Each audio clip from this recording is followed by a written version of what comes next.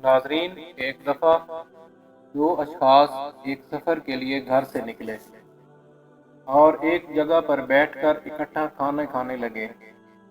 ایک شخص کے پاس 5 روٹیاں تھیں جبکہ دوسرے کے پاس 3 روٹیاں تھیں۔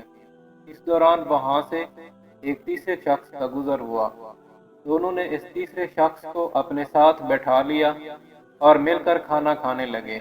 کھانے کے بعد تیسرا شخص وہاں سے جاتے ہوئے دونوں کو روٹی کی قیمت کے طور پر 8 درہم دے گیا۔ ان دونوں نے 8 درہم کی تقسیم پر جھگڑا شروع کر دیا۔ جس کے پاس 5 روٹیاں تھیں اس کا کہنا تھا کہ روٹی کے حساب سے اس کے 5 درہم بنتے ہیں اور دوسرے کے 3 درہم بنتے ہیں، جبکہ دوسرا شخص جس کے پاس 3 روٹیاں تھیں وہ 8 درہم برابر تقسیم کرنے پر بضد تھا۔ آخر کار دونوں یہ معاملہ لے کر حضرت علی علیہ السلام کی خدمت میں حاضر ہو گئے۔ آپ نے ساری بات سننے کے بعد 3 روٹیاں رکھنے والے شخص سے فرمایا کہ تمہارا ساتھی جو تمہیں دے رہا ہے اسے قبول کر لو، کیونکہ انصاف کے مطابق تمہارے حصے میں صرف 1 درہم آتا ہے۔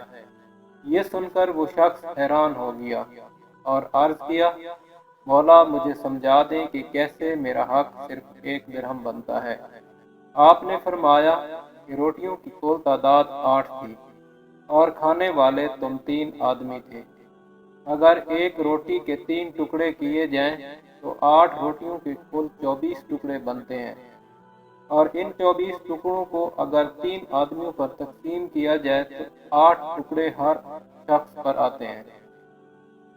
جبکہ آپ کی 3 روٹیاں تھیں اور 3 روٹیوں کے ٹوٹل 9 ٹکڑے بنے تھے، جس میں سے 8 ٹکڑے تم نے کھا لیے اور آپ کی روٹیوں کے 9 ٹکڑوں میں سے 1 ٹکڑا بچا۔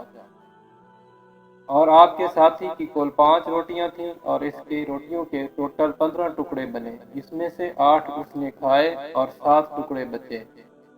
اور اب مسافر جو درہم دے کر گیا ہے اس نے آپ کی روٹیوں میں سے 1 ٹکڑا کھایا ہے اور آپ کے ساتھی کی روٹیوں کے ٹکڑوں میں سے 7 ٹکڑے کھائے ہیں۔ اور اب اگر 1 درہم 1 ٹکڑے کے برابر لیا جائے تو چونکہ آپ کی روٹیوں کا 1 ٹکڑا مسافر نے کھایا تھا، اس لیے آپ کا انصاف کے مطابق 1 درہم بنتا ہے، جبکہ آپ کے ساتھی کی روٹیوں کے ٹکڑوں میں سے مسافر نے 7 ٹکڑے کھائے ہیں تو اس کا 7 درہم بنتے ہیں۔ یہ سن کر دونوں ساتھی فیصلے پر متفق ہو گئے، اور جس شخص کی 5 روٹیاں تھیں اس نے 7 درہم لیے اور جس شخص کی 3 روٹیاں تھیں اس نے 1 درہم لے لیا، اور اس طرح وہ دونوں ایک جھگڑے سے بچ گئے۔ سبحان اللہ۔ ناظرین، اگر ویڈیو اچھی لگے تو اسے لائک کریں اور چینل کو سبسکرائب کریں۔ شکریہ۔